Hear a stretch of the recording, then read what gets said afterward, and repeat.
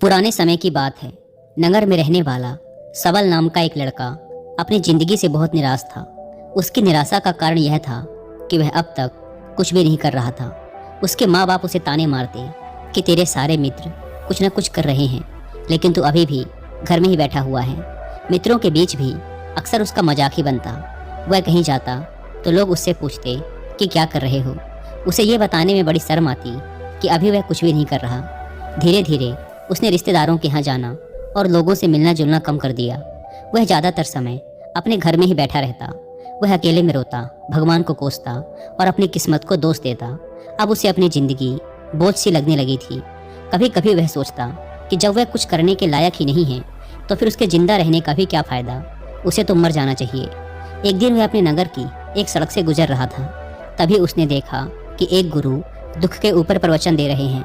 वह भी वहीं भीड़ में पीछे बैठ गया और गुरु के प्रवचन सुनने लगा। गुरु बोल रहे थे कि दुख एक गुरु की भांति होता है जो हमें जीवन की सच्चाई दिखाता है और हमें सही से जीवन जीने का तरीका सिखाता है।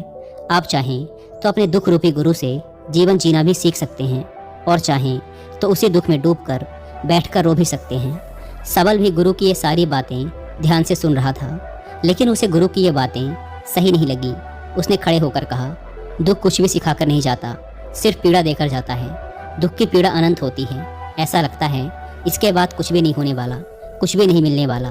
मृत्यु भी उसके सामने छोटी लगने लगती है। गुरु ने कहा, आखिर क्या दुख है तुम्हें? सबल ने अपना सारा दुख गुरु के समक्ष कह सुनाया और पूछा, क्या आपके पास मेरे इस दुख का कोई समाधान है? यह सुन गुरु मुस्कुराए और बोले, जिस दिन तुम्हारे जीवन में सच्चा दुख आए उस दिन मेरे पास आना, मैं तुम्हारे दुख का समाधान अवश्य करूंगा। इतना कहकर गुरु वहां से चले गए। सबल ने सोचा, क्या मेरा दुख सच्चा नहीं है? क्या जिस दुख से मैं गुजर रहा हूँ वो झूठा है? कोई भी मेरे दुख को नहीं समझ सकता। जब माँ बाप नहीं समझ पाए तो गुरु क्या समझेंगे? अपने दुखों से परेशान होकर सबल ने एक निर्णय लिया कि अब वह कुछ करके दिखाएगा। उसने एक छोटा सा व्यापार शुरू किया, लेकिन उसमें उसे सफलता नहीं मिल रही थी। पर उसके घर वाले खुश थे कि वह कुछ तो प्रयास कर रहा है। वह अपने व्यापार में जुटा रहा और उसे धीरे धीरे सफलता भी मिलने लगी। फिर उसने रफ्तार पकड़ ली और सिर्फ 3 साल के अंदर ही वह एक बड़ा व्यापारी बन गया। अब सबल के चारों तरफ ऐसे बहुत से लोग थे जो उसकी चिंता करते थे, उसे पसंद करते थे, उसके काम की प्रशंसा करते थे। अब उसके घर वाले भी उसकी प्रशंसा करते नहीं थकते थे। दिन प्रतिदिन उसके मित्रों की संख्या बढ़ती जा रही थी। अब वह अपनी ज़िंदगी से बहुत ही खुश था। उसके कुछ मित्रों ने उसे सलाह दी कि जब तुम बड़े व्यापारी बनकर इतने खुश हो तो सोचो कि अगर तुम इस नगर के, इस राज्य के सबसे बड़े व्यापारी बन जाओ तो तुम्हारे पास कितना सुख होगा, कितने लोग तुमसे जुड़ना चाहेंगे, तुम्हारा कितना यश फैलेगा। स्वयं राजा भी तुमसे मित्रता करना चाहेंगे और ज़रूरत पड़ने पर तुमसे ही धन उधार लेंगे। मित्रों की यह बात सबल के मन में घर कर गई। अब उसने और भी धन कमाने का प्रयास शुरू कर दिया, लेकिन उसे ये सब कुछ बहुत ही जल्दी चाहिए था। वह यह सब कुछ प्राप्त करने में अपना ज़्यादा समय बर्बाद नहीं करना चाहता था। इसीलिए उसने ऐसे भी कार्य करने शुरू कर दिए जो उचित नहीं थे। उसने बड़ी मात्रा में अपने मित्रों से धन उधार लेना शुरू कर दिया। ज़्यादा मुनाफा कमाने के लालच में अपने सामान में मिलावट करने लगा। उसने दूसरे व्यापारियों के खिलाफ षड्यंत्र भी रचे, उन्हें डराया धमकाया। जैसा जैसा उसके मित्र उससे कहते गए वह वही करता गया। वह इन तरीकों से ज़्यादा धन तो कमा रहा था, लेकिन अब उसके जीवन में सुकून नहीं रह गया था। उसके मन की शांति गायब हो गई थी। उसे रातों में नींद नहीं आती थी। वह किसी उधेड़-बुन में लगा रहता था। सुख साधन की सारी वस्तुएं होने के बाद भी उसे किसी में सुख नहीं मिल रहा था। एक दिन सबल अपनी बग्घी में सवार होकर कहीं जा रहा था। तभी रास्ते में उसे गुरु का आश्रम दिखा। वह रुक गया। वह गुरु के पास जाकर बोला, गुरुदेव, आपने कहा था कि जब तुम्हारे जीवन में सच्चा दुख आए तब मेरे पास आना। अब मैं बहुत दुखी हूँ। मेरे रातों की नींद गायब हो गई है। मुझे कहीं सुकून नहीं मिल रहा। इस तरीके से सबल ने अपनी सारी समस्या गुरु के सामने कह सुनाई। गुरु ने कहा, जब तुम मुझसे पहली बार मिले थे तब भी तुम किसी दुख में थे। तुमने उस दुख से क्या सीखा? सबल ने कहा, मैंने सीखा कि सिर्फ सोचने और चिंता करने से कुछ नहीं होता। अपनी सोच को सच करने के लिए कर्म करना पड़ता है और सिर्फ कर्म करने से भी कुछ नहीं होता। अपने कर्म को अंतिम पड़ाव तक ले जाना भी आवश्यक होता है। चाहे रास्ते में कितनी ही मुश्किलें आएं, मन कितना ही निराश हो, कितना ही लगे कि अब आगे कुछ भी नहीं होने वाला, तब भी यह मान कर चलो कि मैं जो भी कर रहा हूँ उसमें सफल अवश्य होऊंगा। लोग सिर्फ सफल व्यक्ति को ही सम्मान देते हैं, फिर चाहे कोई कितना ही अच्छा क्यों ना हो, वह लोगों की नज़रों में बोझ ही होता है। यह सब सुन गुरु मुस्कुराए और बोले, यह असली दुख नहीं है। जब तुम्हारे जीवन में असली दुख आए तब मेरे पास आना, मैं उसका समाधान अवश्य करूँगा। सबल ने जाते समय गुरु को सोने के सिक्कों से भरा एक घड़ा भेंट किया। घड़ा देखकर गुरु ने कहा, ये मेरे किसी काम का नहीं, इसे उस पेड़ के नीचे गड्ढा खोदकर दफना दो। सबल ने गुरु के कहे अनुसार घड़े को पेड़ के नीचे दफना दिया और वहां से चला गया। कुछ दिनों तक तो व्यापार अच्छी तरक्की कर रहा था, लेकिन गलत व्यापार की वजह से धीरे धीरे उसे व्यापार में घाटा होने लगा। उसकी सारी धन संपदा धीरे धीरे खत्म होने लगी और एक दिन ऐसा आया जब उसके पास कुछ भी नहीं बचा और वह कर्जे से लग चुका था। लेकिन वह निश्चिंत था, क्योंकि उसने सारा कर्ज अपने मित्रों से ही लिया था। वह सोचता था कि उसके मित्र बुरे समय में उसका साथ देंगे, लेकिन ऐसा कुछ भी नहीं हुआ। बुरा समय आते ही मित्रों ने ही सबसे पहले अपना उधार मांगना शुरू किया और उधार वापस ना करने पर जान से मारने की धमकी भी दी। उसके शुभचिंतक, उसे चाहने वाले सब उससे दूर हो गए। उसके वो मित्र जो उसके साथ मौज मस्ती किया करते थे, अब उससे दूर भागने लगे। उसके परिवार वाले उसे उसकी गलतियां और कमियां गिनाने लगे।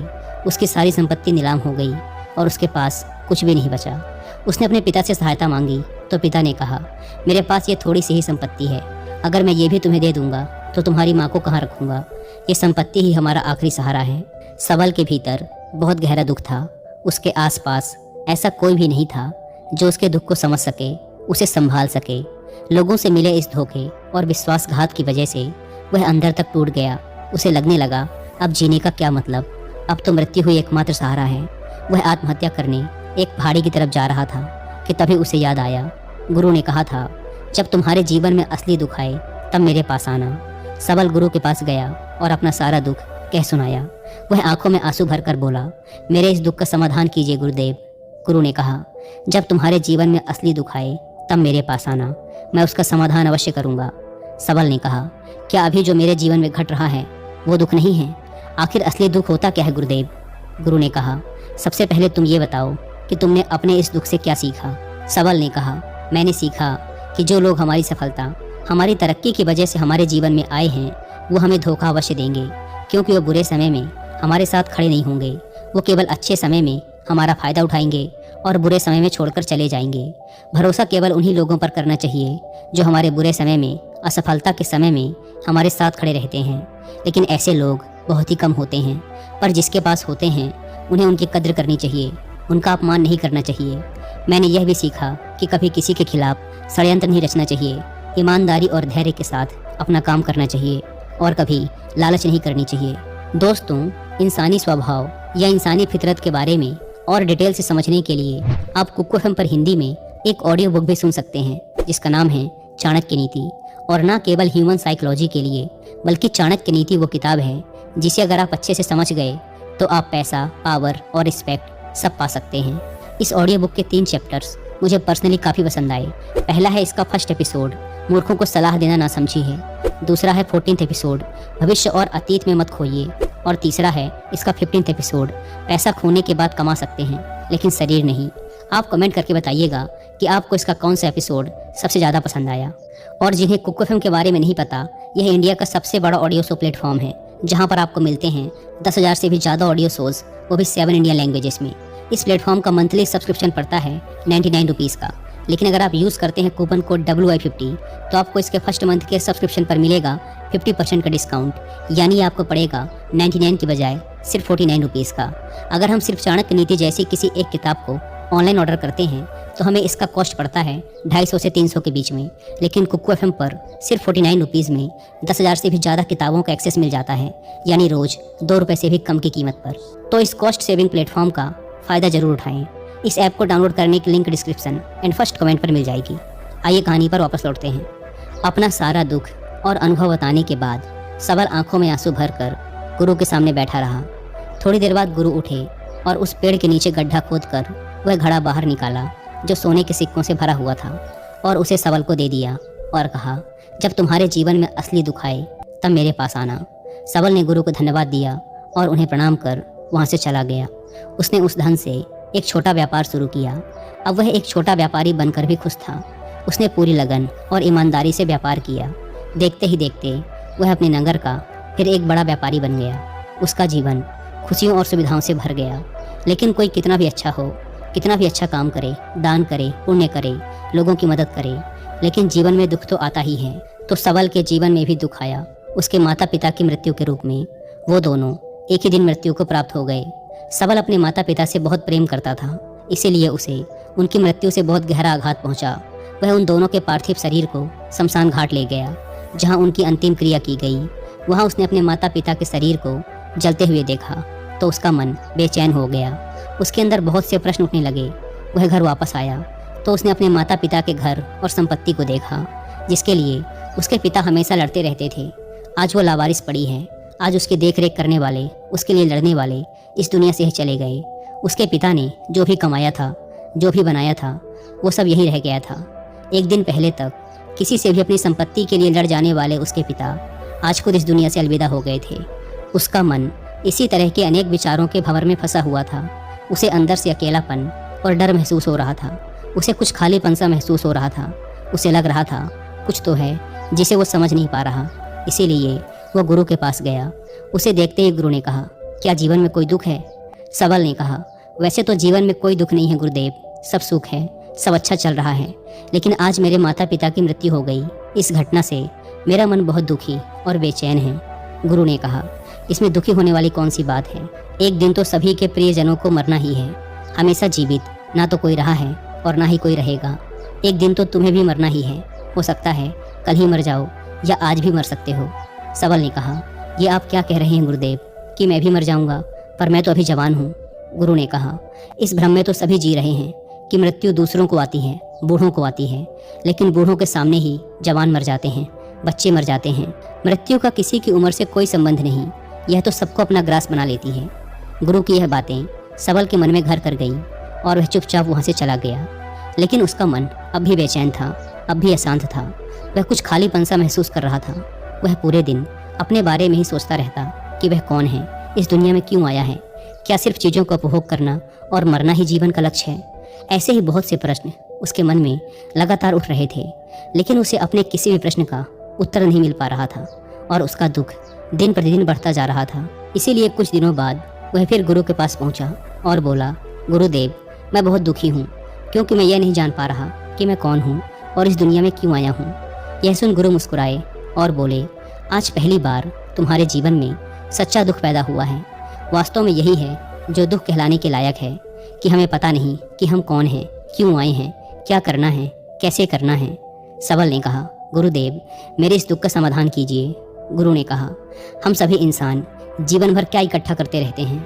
सबल ने कहा, हम सभी इंसान जीवन भर धन, संपत्ति, मान सम्मान, परिवार, मित्र, शत्रु, पद प्रतिष्ठा इत्यादि इकट्ठा करते रहते हैं। गुरु ने कहा, क्या इन इकट्ठा की हुई सभी चीज़ों में से एक भी चीज़ हम अपने साथ ले जा सकते हैं? सबल ने कहा, नहीं गुरुदेव, इनमें से कुछ भी साथ नहीं जाता। मेरे माता पिता के साथ भी कुछ नहीं गया, सब तो यहीं छूट गया, घर, परिवार, संपत्ति, सब कुछ। गुरु ने कहा, अब मेरी बातों को ध्यान से सुनना। इस दुनिया में हमें जो इकट्ठा करना चाहिए वो तो हम कभी इकट्ठा करते ही नहीं। चीज़ें हमारे सामने ही होती हैं, लेकिन हम उन्हें देखने का प्रयास ही नहीं करते। इस दुनिया में हमें जिस चीज़ को इकट्ठा करना है वो हम खुद हैं। हमें खुद को ही इकट्ठा करना है ताकि जब मृत्यु हो तो हम एक हो सकें और स्वयं को पहचान सकें। हम भीतर से बटे हुए हैं। हम बटे हुए हैं प्रेम में, नफरत में, क्रोध में, जलन में, क्रूरता में, धन में, संपत्ति में, पद में, प्रतिष्ठा में, मान में, पहचान में, धर्म में, जाति में। ऐसे ही सैकड़ों हजारों चीज़ों और वासनाओं में हम बटे हुए हैं। हम टुकड़ों में जीवन जी रहे हैं। इस बंटवारे की वजह से हमारी चेतना कभी एक नहीं हो पाती। हमारी चेतना शक्ति बिखर गई है। इसीलिए हमारे पास इतना भी समय नहीं है, इतनी भी ऊर्जा नहीं है कि हम मुड़कर एक बार अपने भीतर देख सकें।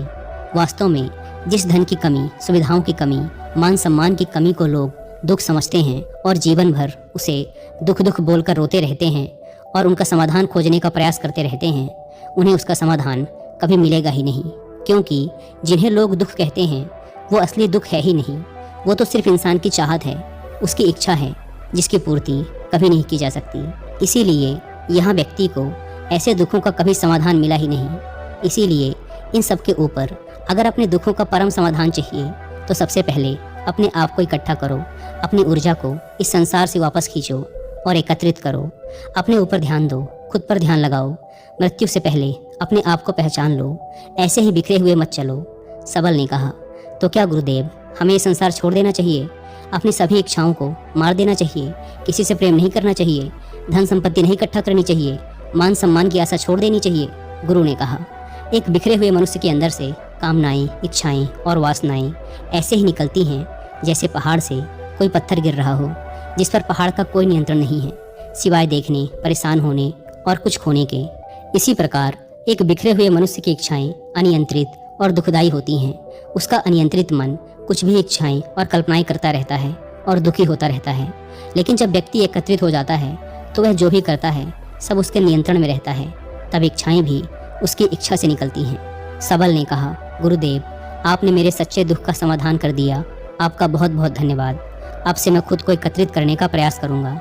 गुरु ने कहा, मानव शरीर में बहुत ऊर्जा है, बहुत शक्ति है, पर यह बेकार के कामों में बटकर रह गई है, व्यर्थ की चीज़ों में लगी रहती है।